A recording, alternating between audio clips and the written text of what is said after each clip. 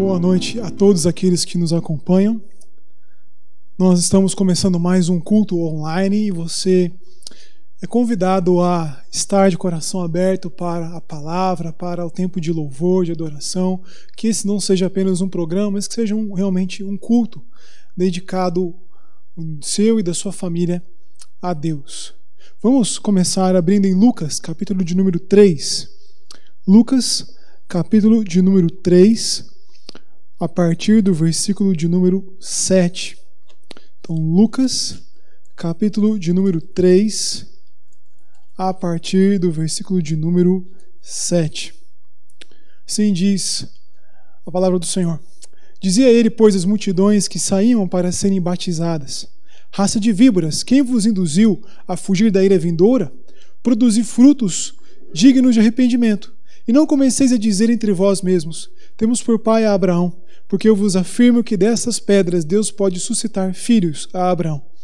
E também já está posto o machado à raiz das árvores. Toda árvore, pois, que não produz bom fruto é cortada e lançada ao fogo. Então as multidões o interrogavam, dizendo: que havemos, pois, de fazer? Respondeu-lhes: quem tiver 2 túnicas, reparta com quem não tem. E quem tiver comida, faça o mesmo. Foram também publicanos para serem batizados e perguntaram-lhe: mestre, que havemos de fazer? Respondeu-lhes: não cobreis mais do que o estipulado. Também soldados lhe perguntaram: e nós que faremos? E ele lhes disse: a ninguém maltrateis, não deis denúncia falsa e contentai-vos com o vosso soldo. Então, o povo ia até João para ser batizado e para fugir, então, do castigo de Deus. E João chama essas pessoas a se preocupar com o seu próximo. Chamam a se arrepender dos seus pecados, principalmente em relação ao seu próximo, a indiferença e a opressão que era feita com relação ao dinheiro e às posses. Que nós possamos, então, nesse momento, ter um tempo de oração, confessando nossos pecados a Deus e pedindo perdão a Deus para podermos adorá-lo com todo o nosso coração. Oremos. Senhor, nós pedimos perdão pelos nossos pecados. Perdoa, Pai, as mentiras, perdoa a inveja, a vaidade, a ira, a lascívia, a ganância, Senhor amado, a indiferença com o próximo. Perdoa-nos por não sermos dedicados como nós deveríamos ser a Ti, Senhor amado. Que o Senhor seja conosco, nos purifique, nos santifique pelo Espírito Santo e nos faça pessoas que realmente vivam para a Tua honra e para a Tua glória. É em nome de Jesus que nós pedimos e agradecemos. Amém. Meu querido que me assiste, eu convido você a continuarmos confessando nossos pecados a Deus através do próximo hino. Cante com o coração como se fosse uma oração feita a Deus. Cantemos.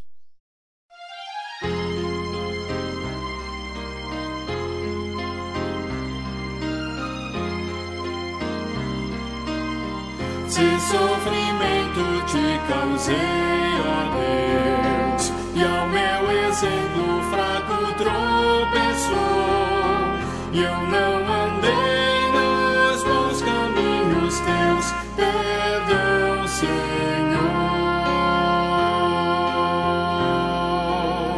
Se vão e fútil foi o meu falar, e amor ao meu irmão não demonstrei, ao sofredor eu não quis ajudar, perdão, Senhor.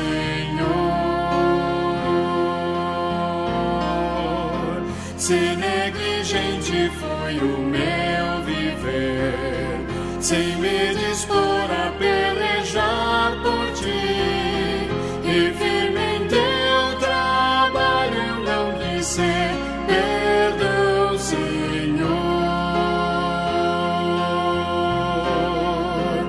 Escuta, ó Deus, a minha oração e vem livrar-me do pecado vil. Renova este pobre coração. Amém, Senhor.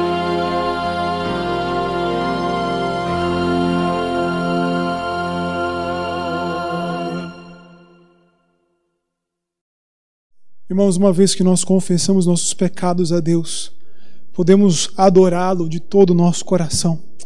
Com isso, eu chamo você a abrir comigo em Lucas, capítulo de número 1, onde nós temos uma adoração feita por Maria a Deus. Lucas, capítulo 1, versículos 46 até os 55. Então disse Maria: minha alma engrandece ao Senhor, e o meu espírito se alegrou em Deus, meu Salvador, porque contemplou na humildade da sua serva. Pois desde agora todas as gerações me considerarão bem-aventurada, porque o poderoso me fez grandes coisas, santo é o seu nome. A sua misericórdia vai de geração em geração sobre os que o temem. Agiu com o seu braço valorosamente. Dispersou os que no coração alimentavam pensamentos soberbos.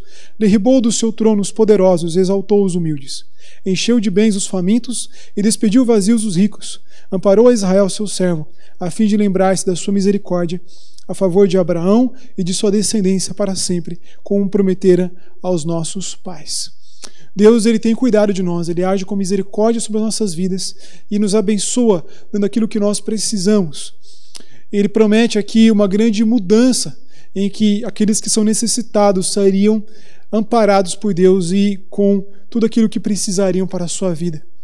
Que nós possamos agradecer nesse momento pelas bênçãos dadas a Deus por nós e que nós possamos também adorá-lo. Você que está em casa pode adorar a Deus levando o seu dízimo e oferta por transferência bancária para a nossa conta da igreja.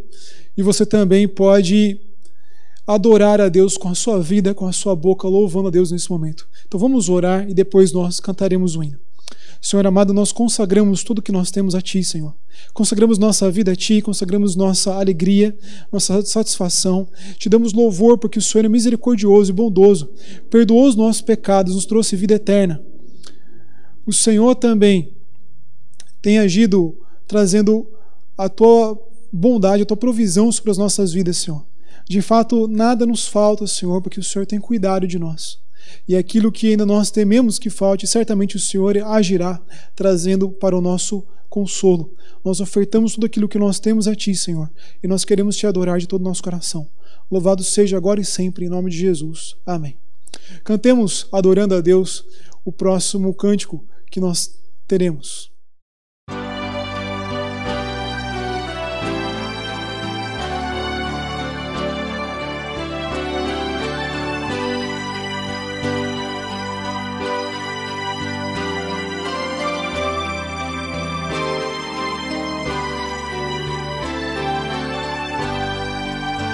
Graças te dou por tudo que me deste, primeiro a salvação em meu Jesus. Graças te dou por tudo que fizeste, por este pecador salvo na cruz.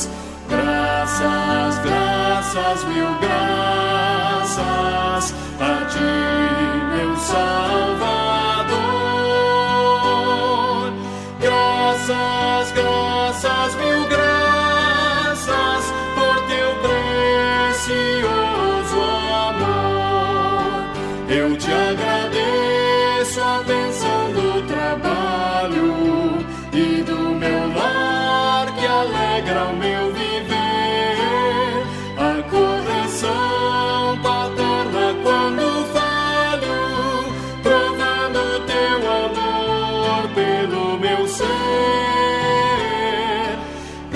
graças, graças, mil graças a Ti, meu Salvador.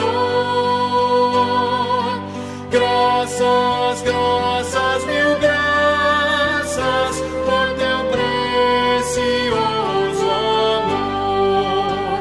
Eu Te agradeço o pão de cada dia, a água que alivia a sede e o sol que aquece a pobre gente fria.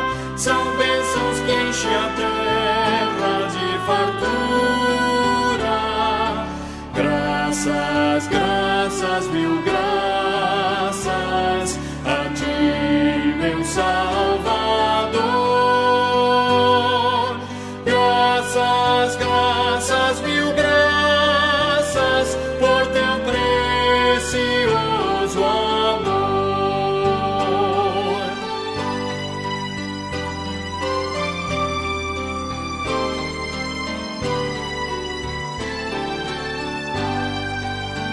Eu Te agradeço soltai os meus amigos e os inimigos também te agradeço.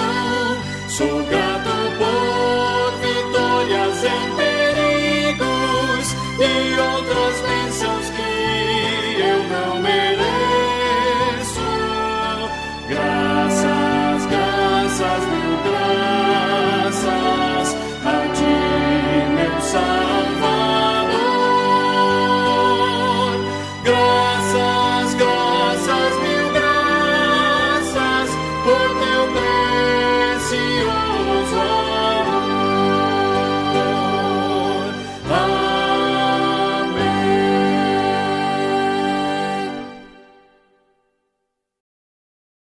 Meus irmãos, vamos ter um momento de intercessão.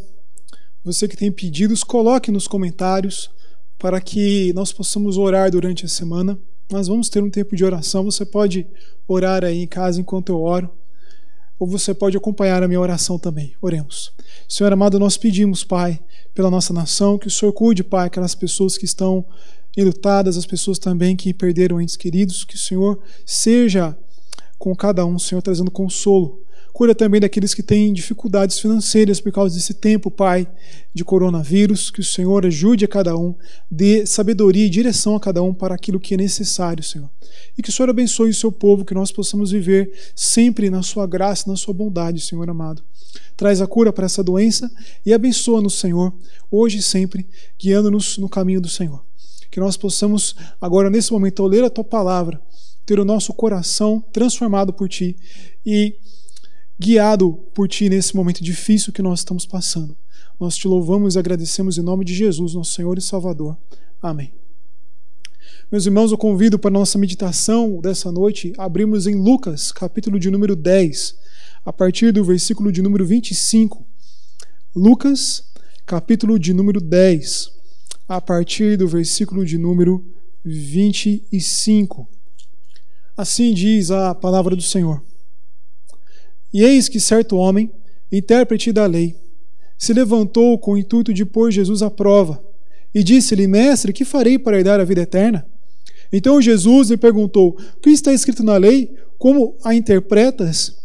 A isto ele respondeu: Amarás o Senhor teu Deus de todo o teu coração, de toda a tua alma, de todas as tuas forças e de todo o teu entendimento, e amarás o teu próximo como a ti mesmo. Então Jesus lhe disse: Respondeste corretamente, faze isto e viverás.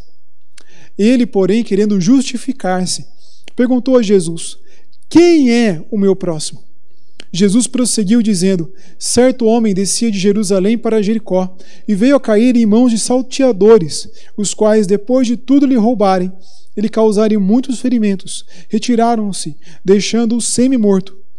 Casualmente descia um sacerdote por aquele caminho, e vendo-o, passou de largo. Semelhantemente, um levita descia por aquele lugar, e vendo-o, também passou de largo. Certo samaritano, que seguia o seu caminho, passou-lhe perto, e vendo-o, compadeceu-se dele, e chegando-se, compensou-lhe os ferimentos, aplicando-lhes óleo e vinho. E colocando-o sobre o seu próprio animal, levou-o para uma hospedaria e tratou dele. No dia seguinte tirou 2 denários e os entregou ao hospedeiro, dizendo: Cura deste homem, e se alguma coisa gastares a mais, eu te indenizarei quando voltar. Qual destes 3 te parece ter sido próximo do homem que caiu nas mãos dos salteadores? Respondeu-lhe o intérprete da lei, o que usou de misericórdia para com ele. Então ele disse: Vai e procede tu de igual modo. Meus irmãos, há muitas mensagens que têm sido trazidas nesse tempo de coronavírus, da palavra de Deus, mensagens importantes para o nosso coração, mensagens que realmente são da parte de Deus para nós, trazendo consolo para nós e nos guiando a mantermos a nossa vida com Deus, mesmo em casa, nesse tempo difícil. São mensagens válidas, importantes, mensagens que realmente são da palavra de Deus, mas essa não é a única direção que Deus tem para nós nesse tempo de crise. Porque nesse tempo de crise também Deus nos guia a ajudarmos a quem precisa. Certamente nós temos passado por dificuldade, talvez você tenha dificuldades financeiras, mas talvez haja pessoas que estão em situação pior. Sempre houve na nossa cidade, na cidade que você está, com certeza também, sempre houve pessoas que passam por dificuldades, pessoas necessitadas, pessoas que precisam da ajuda de outras pessoas. E com esse tempo de coronavírus, as coisas ficaram ainda piores. Há pessoas que estão fechando seu comércio, há pessoas que estão ali, trabalhadores informais, não têm o que fazer nesse momento. E muitas pessoas estão ficando desempregadas também nesse momento. Eu ouvi falar de um mecânico de São Paulo que atende a vários professores meus, e um desses professores disse o seguinte, que ele foi esse mecânico para consertar o seu carro, e o mecânico disse o seguinte: daqui a 3 dias eu não vou ter mais nada para levar para casa, de comida ou de dinheiro, e eu não sei mais o que eu vou fazer.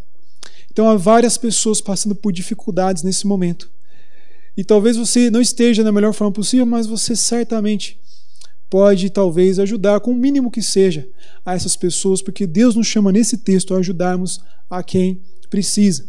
Esse texto aqui traz 2 partes, né? Primeiro do versículo 25 até o 27, no qual nós vemos que o amor é aquilo que está definindo a vida cristã. A vida eterna consiste no amor. E na segunda parte nós vemos que esse amor tem que ser dado a todo tipo de pessoas, a quem quer que precise. Então, nós poderíamos dizer que esse texto diz o seguinte, que a vida eterna consiste no amor, então ajude a quem precisa. A vida eterna consiste no amor, então ajude a quem precisa, ajude a quem precisa. Eis que vem um certo intérprete da lei, uma pessoa que conhecia a lei de Deus e ensinava essa lei para as pessoas. E ele se levanta e tenta colocar Jesus à prova. Aqui é uma atitude de hipocrisia, né? Ele se coloca de pé, como um aluno faria diante do seu mestre, com respeito, chama Jesus de mestre, ou seja, um título de respeito, mas o seu coração traz o desejo de colocar Jesus à prova. Ele queria testar Jesus, ver se Jesus realmente podia ser alguém que ensinasse a palavra de Deus para as pessoas. E ele então questiona: mestre, o que eu farei para herdar a vida eterna? A pergunta de um mestre da lei, de um intérprete da lei, teria como resposta de um outro intérprete da lei a seguinte questão: faze, cumpre a lei e você então vai ter vida. Era assim que Deuteronômio trazia, era assim que eles acreditavam. E Jesus, apesar de ser aquele que traz vida, ele entra nessa linha de pensamento apenas para guiar esse mestre da lei a um entendimento do que ele deveria fazer e do que não estava fazendo. E ele então, Jesus, ele muda o jogo e coloca a pergunta para o mestre da lei. Ele coloca à prova o mestre da lei, dizendo: o que você entende da lei? Como é que você lê a lei? E o mestre da lei então resume a lei da mesma forma como Jesus faria, em 2 mandamentos que estão ali, um Deuteronômio e outro Levítico, dizendo: ame a Deus com todo o seu coração, com toda a sua alma, com toda a sua força, com todo o seu entendimento. E também ame o seu próximo como a ti mesmo. Então perceba o tipo de amor que nós temos que ter por Deus. É um amor que envolve todo o nosso ser, todo o nosso entendimento. Nós temos que crer em Deus, ver o mundo como a palavra de Deus nos ensina a ver o mundo, reconhecendo que Deus criou todas as coisas, mas o pecado estragou todas as coisas, e que por isso todo mundo merece o castigo de Deus. Mas que Jesus Cristo morreu por nós na cruz e ressuscitou para nos trazer vida eterna, uma vida que é aplicada no nosso coração pelo Espírito Santo, uma vida de amor a Deus e ao próximo, como o cumprimento da lei de Moisés. E Jesus, que subiu aos céus para reinar sobre todas as coisas, um dia voltará para julgar todas as coisas. E aqueles que creem em Jesus serão salvos, aqueles que não creem em Jesus serão condenados pelos seus pecados. Então nós temos que ter esse olhar e crer em Jesus. Isso é amar a Deus de todo entendimento. Amar a Deus de toda a nossa alma, de todo o nosso espírito. É uma transformação que só pode vir pelo Espírito Santo, assim como a mente, o coração e tudo mais. Amar a Deus de toda a nossa alma é ser transformados para que toda a nossa vida seja guiada em adoração e serviço a Deus. Amar a Deus com todas as nossas forças é como Paulo diz em Romanos 6, que nós usemos nosso corpo não como instrumentos do pecado, mas como instrumentos de justiça, amando a Deus, amando ao próximo, servindo a Deus, fazendo tudo para obedecer a Deus. Amar a Deus com todo o nosso coração é viver totalmente para Deus. O coração era o centro da personalidade, da vontade, da mente, as emoções. Ou seja, toda a nossa mente, nossas emoções tem que ser voltadas para Deus. Aquilo que agrada a Deus tem que ser o que nos agrada. E aquilo que desagrada a Deus é aquilo que vai nos desagradar. E nós vamos servir a Deus de toda a nossa vida, com o corpo e a nossa alma. Isso é uma transformação que só vem pelo Espírito Santo, só vem para aquele que vive a vida tendo fé em Jesus Cristo. Somente Jesus vivendo essa vida eterna em nós, de amor a Deus sobre todas as coisas, que podemos viver esse amor.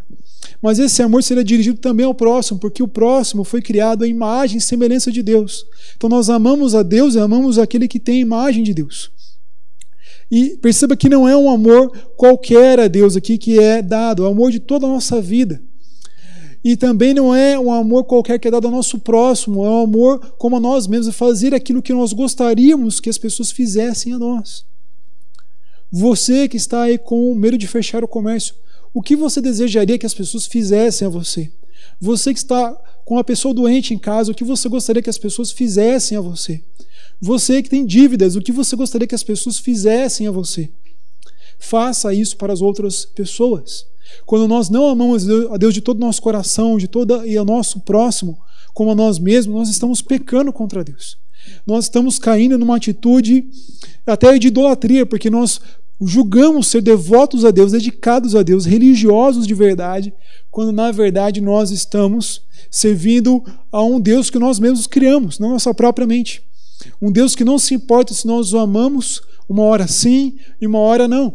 Se nós amamos ao próximo uma hora sim e uma hora não, ou se nós amamos o próximo menos do que a nós mesmos.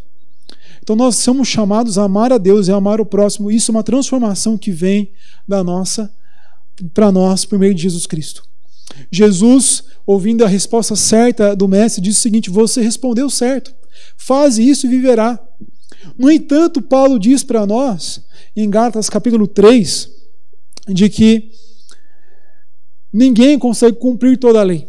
E por isso nós não conseguimos ter vida dessa forma. Somente Jesus, que cumpriu a lei, se tornando maldição no nosso lugar, recebendo a maldição, o castigo de Deus no nosso lugar, ao morrer pelos nossos pecados, é quem nos traz, pela sua ressurreição, o Espírito Santo, para que nós tenhamos vida eterna no reino de Deus e vivamos segundo a vontade de Deus, vivendo a justiça que Deus deseja de nós, cumprindo realmente a lei que foi dada a nós. Então, nós somos transformados por Deus.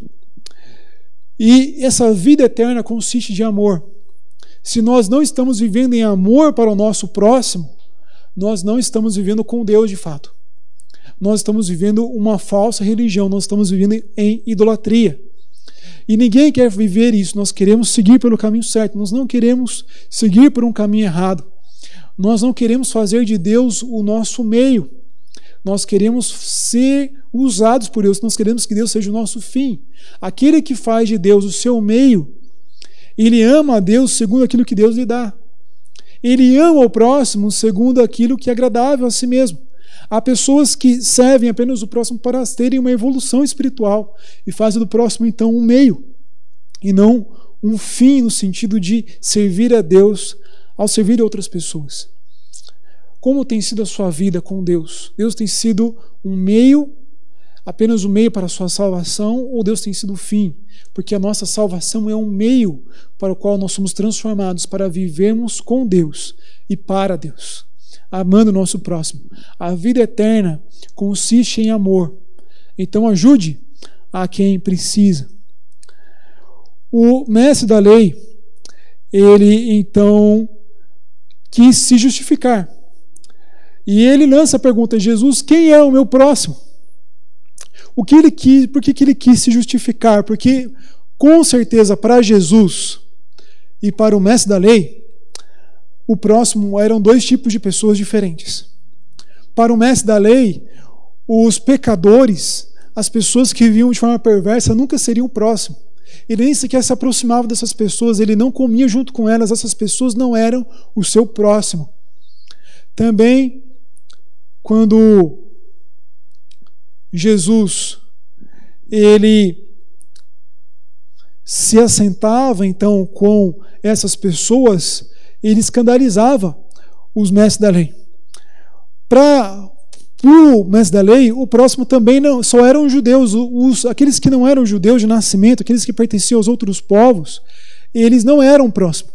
Haviam ensinamentos rabínicos que foram preservados até hoje, que mostravam que para o judeu daquela época, o próximo dele não eram as pessoas de outra nação.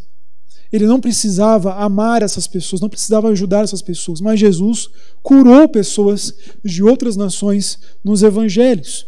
Então ele quis se justificar, ele quis trazer ali a ideia de que ele estava fazendo certo, sim, ele estava ajudando as pessoas. E talvez ele esperasse que Jesus falasse: olha, o seu próximo é o seu vizinho, o seu próximo é o seu familiar, o seu próximo é a pessoa que você encontra na rua todos os dias. E ele certamente tinha uma rotina na qual as pessoas que ele encontrava, as pessoas com quem ele convivia, eram pessoas que eram judias e que ele achava que eram judias exemplares em seguir a lei de Moisés. Então ele queria se justificar, ele queria ser como o jovem rico, que perguntou a Jesus o que precisava ser feito para herdar a vida eterna. E quando Jesus listou os 10 mandamentos, os últimos dos 10 mandamentos, ele disse o seguinte: eu já tenho feito tudo isso. E o mestre da lei talvez dissesse: eu já tenho servido as pessoas que são próximas a mim. Mas Jesus tinha outras pessoas que eram próximas na sua mente, como os pecadores, como as pessoas de outras nações. E aquele homem, então, poderia em parte querer que Jesus, ao dizer que nas pessoas que ele encontrava no dia a dia, as pessoas que estavam ao seu redor, seriam as pessoas que ele já fazia isso, e não que ele caísse nessa questão de ser os pecadores e todas as pessoas que não eram do seu povo. Mas Jesus novamente vira o jogo. Ele não cai nessa autojustificação que o mestre da lei traz. Ele, na verdade, lança uma parábola, uma história que ele mesmo inventou com esse fim de ensinar, para que o mestre da lei percebesse o seu erro. E o foco de Jesus é de mostrar que nós devemos ajudar qualquer pessoa nosso próximo. Então Jesus conta uma história de um homem que descia de Jerusalém para Jericó. Um certo homem descia de Jerusalém para Jericó, nós não sabemos quem ele é, mas como as duas cidades ficam na região da Judéia, provavelmente esse homem tinha muito mais chance de ser um judeu do que ser de qualquer outra nacionalidade. Esse homem descia, são 27 quilômetros de descida, possivelmente ele descia a pé, e era uma estrada muito perigosa, haviam muitos relatos de ladrões que ficavam nas cavernas, escondidos em lugares ali próximos à estrada, e que matavam pessoas, roubavam as pessoas, deixando elas praticamente nuas e espancadas, e essa era uma estrada muito perigosa na época. E nós vemos então que esse homem realmente sofreu na mão de ladrões. Ele foi atacado, ele foi roubado, retiraram as suas roupas, retiraram tudo que ele possuía, espancaram ele e deixaram ele quase morto ali na estrada. E foram embora, achando que já tinham feito tudo o que queriam com aquele homem. E, por coincidência, naquela mesma estrada, descendo de Jerusalém, provavelmente tendo deixado de executar ali o seu turno como sacerdote no templo, um certo sacerdote, descia em direção a Jericó. Provavelmente ele morava em Jericó, mas tinha estado em Jerusalém para trabalhar no templo e então voltava para casa depois de ter concluído o seu período de trabalho. E ele olha para aquele homem e ele vê que é um homem que está ali praticamente nu. Ele não consegue ver pelas feições dele quem ele é, porque ele foi espancado. Ele não consegue falar com aquele homem, talvez aquele homem esteja até morto. E ele é um sacerdote, ele é sempre preocupado com a pureza dele. Sem a pureza, ele não pode sacrificar, não pode abençoar o povo, não pode fazer nenhum tipo de tarefa sacerdotal. E a pureza para ele, assim como para o mestre da lei, é a coisa mais importante da sua obediência a Deus. A sua religião consiste na pureza. Se ele tocar numa pessoa morta, ele estará se contaminando, segundo a lei. E ele então olha para aquele homem que parece morto e ele passa do outro lado da estrada, ele não dá a menor atenção para aquele homem. Da mesma forma, um levita passa. O levita era aquele que da tribo de Levi, a tribo que tinha a responsabilidade de cuidar das coisas do templo. Ele podia ser um porteiro do templo, ele podia ser alguém que limpava o templo, ele podia ser um dos cantores do templo. Ele estava ali, depois de executar também o seu trabalho no templo, voltando para Jericó. E descia por aquela cidade. E ele fez a mesma coisa que o sacerdote fez. Ele passou ao longe. E o mestre da lei, ouvindo essa história, talvez ele pensasse, bom, é lógico que eles passaram longe. Esse homem estava praticamente morto. Talvez eles se contaminassem ao tocar naquele homem. E eles tinham razão de fazer isso. Como é que eles iam saber se esse homem era um judeu ou um estrangeiro? Eles podiam se contaminar ao pegar naquele estrangeiro. E certamente esse homem não tinha, não seria ajudado por eles, porque eles não tinham realmente que fazer isso. Apesar de que a lei nos manda amar o próximo como a nós mesmos. E então vem o terceiro elemento da história. Na cabeça do mestre da lei, daqueles que o ouviam, provavelmente seria um judeu. Haviam muitas histórias que falavam contra os sacerdotes, os levitas, todos aqueles que faziam parte da instituição da religião, que traziam sempre dois elementos da religião, como os sacerdotes e levitas, e o terceiro elemento seria um judeu comum, para dizer que o judeu comum obedece mais a Deus do que os próprios sacerdotes e os próprios levitas. Mas, para espanto dele, para escândalo dele, Jesus diz que um certo samaritano está passando por aquele lugar. Meus irmãos, isso é algo extremamente ofensivo para ele. Os samaritanos eram um povo que havia sido juntado com outros povos, se misturado, era uma mistura de raças. Mistura de israelitas do norte com outros povos. Era uma região em que se adorou falsos deuses durante muito tempo. Era uma região de pessoas que eram mal vistas pelo povo de Deus. O samaritano era o tipo que eles achavam mais perverso, mais condenado naquela época. Meus irmãos, se nós fôssemos ver o escândalo que essa mensagem nos traz hoje, seria como se Jesus dissesse o seguinte: um certo homem ia pela aquela estrada e foi deixado quase morto.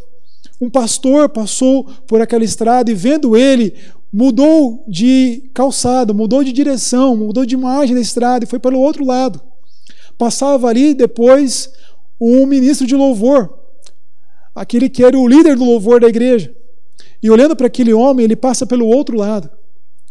E é tão escandaloso que é como se Jesus dissesse: olha, chegou ali um espírita transexual, e vendo aquele homem teve compaixão dele. Porque essa parábola não tem como foco nos dizer o que é um cristão ideal.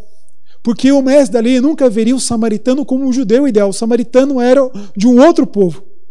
Ele não veria aquele homem como parte do povo de Deus. Essa parábola tem o foco de nos dizer o seguinte: as pessoas que são consideradas perversas, as pessoas que estão fora do povo de Deus, que certamente não vivem em aliança com Deus, que certamente não temem a Deus, às vezes elas cumprem o amar ao próximo muito melhor do que aqueles que são parte do povo de Deus, do que aqueles que conhecem a palavra de Deus, do que aqueles que se dedicam de corpo e alma a buscar a Deus.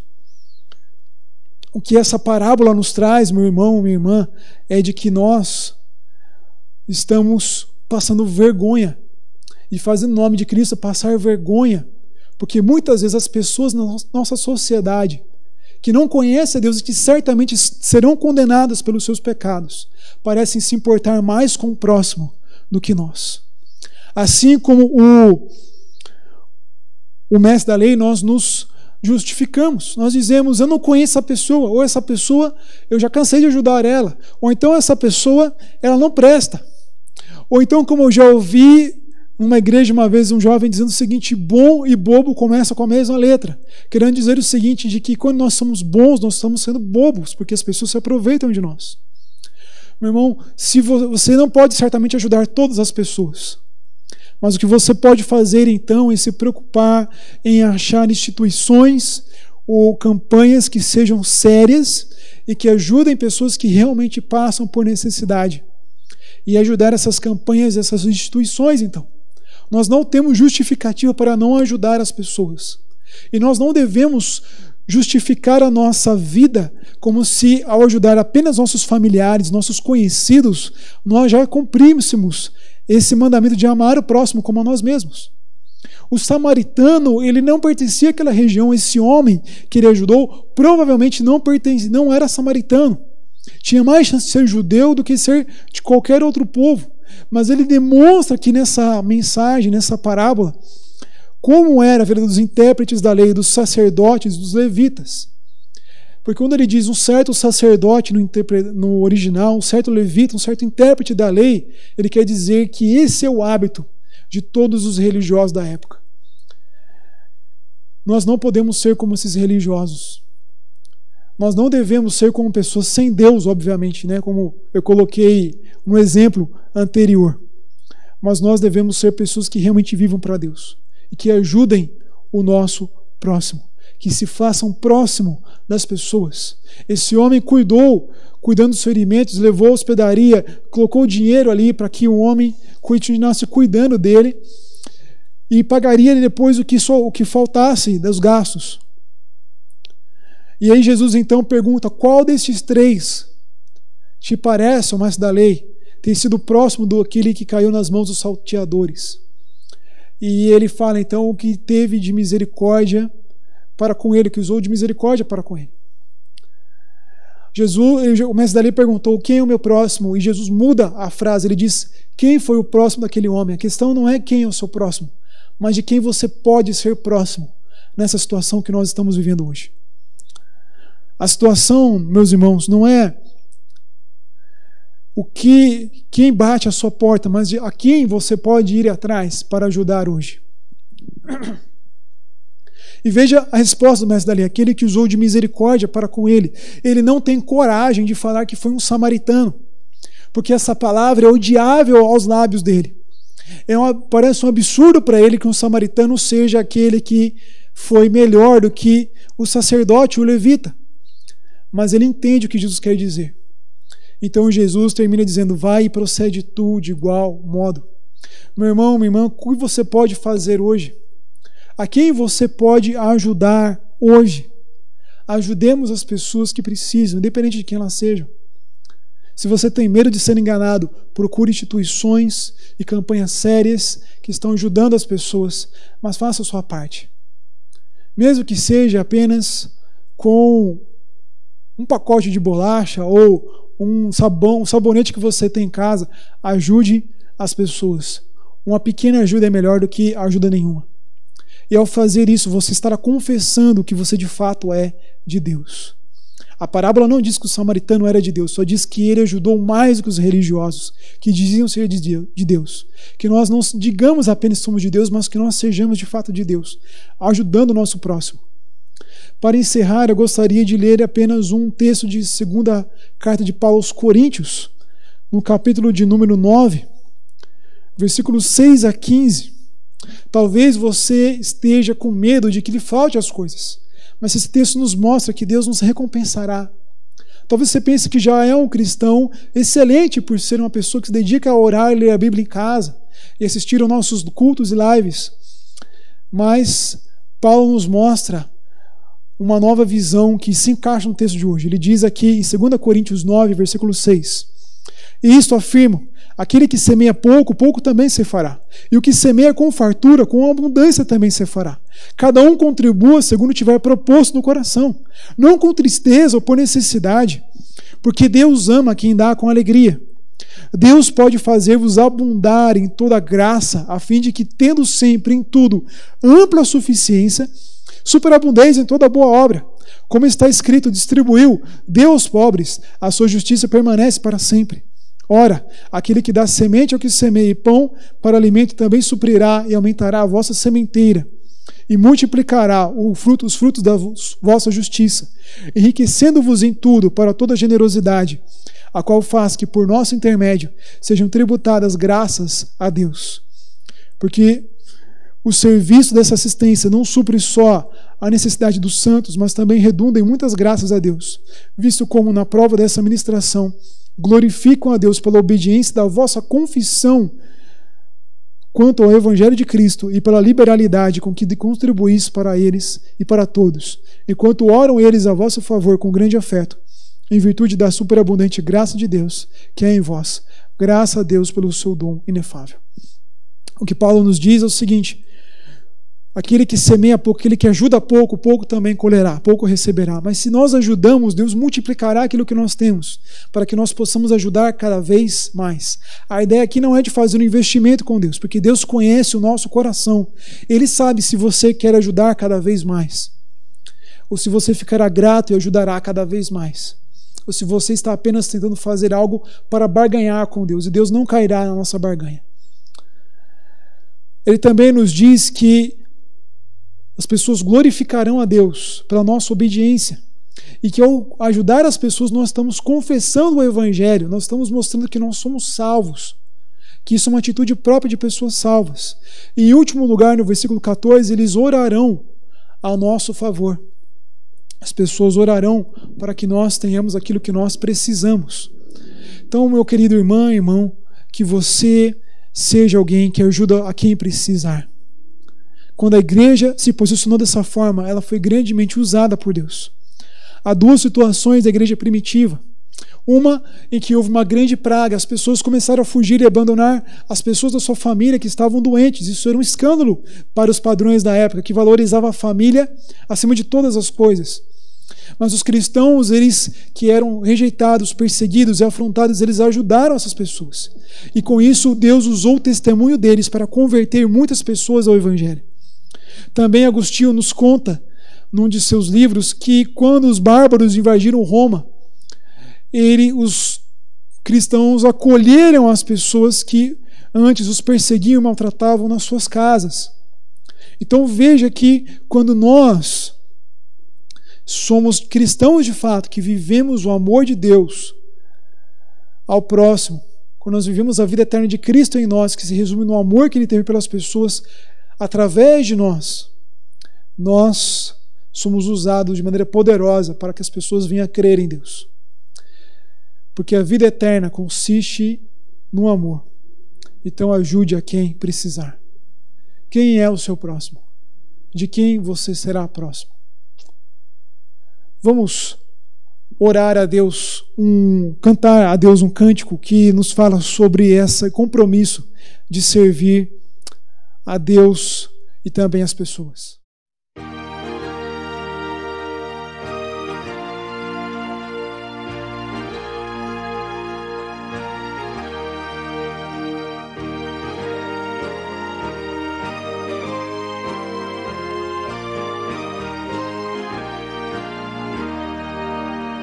Vamos nós trabalhar, somos servos de Deus e o Mestre seguir no caminho dos céus. Com o seu bom conselho, vigor renovar, diligentes fazendo o que Ele ordenar. No labor sem cessar, a servir a Jesus. Com amor e fé e com oração, até que volte o bom Senhor. Vamos nós trabalhar, os famintos fartar, para a fonte os sedentos depressa levar. Só na cruz do Senhor nossa glória será, pois Jesus salvação por seu sangue nos dá. No amor sem cessar, a servir a Jesus, com amor e fé e com oração, até que volte o bom Senhor.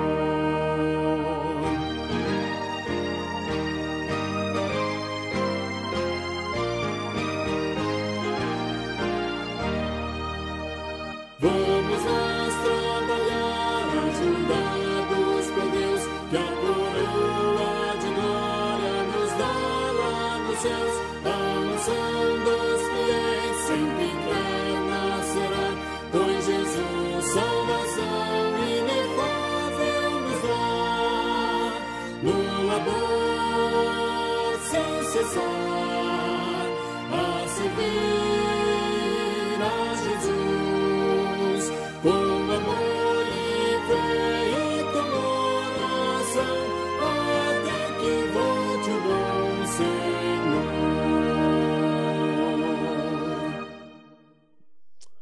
Vamos terminar com uma oração, meus irmãos. Deus, nós pedimos a Ti que o Senhor nos use para que nós testemunhemos verdadeiramente do Evangelho de Jesus Cristo, daquele que morreu na cruz por nós, amando-nos e servindo-nos na cruz, dando a sua vida por nós na cruz, ajudando-nos quando nós éramos inimigos do Senhor. Que o Senhor seja conosco, que o Senhor nos encha com o seu Santo Espírito, que o Senhor nos leve a amar e viver a vida eterna, para que o Teu nome seja glorificado, Senhor. Que nós não fiquemos atrás ou abaixo daqueles que não conhecem Ti, que certamente vivem no pecado, que serão condenados pelos seus pecados, mas que têm ajudado as pessoas. Que a nossa compaixão reflita a Tua compaixão, que a nossa misericórdia reflita a Tua misericórdia, Senhor, e que o Senhor seja exaltado pela nossa contribuição e a nossa ajuda e socorro e amor para com aqueles que necessitam. Nós Te louvamos e agradecemos em nome de Jesus. Amém. Que a graça de nosso Senhor Jesus Cristo, que o amor de Deus, o Pai, e a comunhão do Espírito Santo seja com você e com todo o povo de Deus, espalhado por toda a face da terra, hoje e para todos sempre. Amém. Que Deus te abençoe. Se inscreva no nosso canal e também compartilhe com outras pessoas para que elas venham também a ouvir a palavra de Deus. Até mais.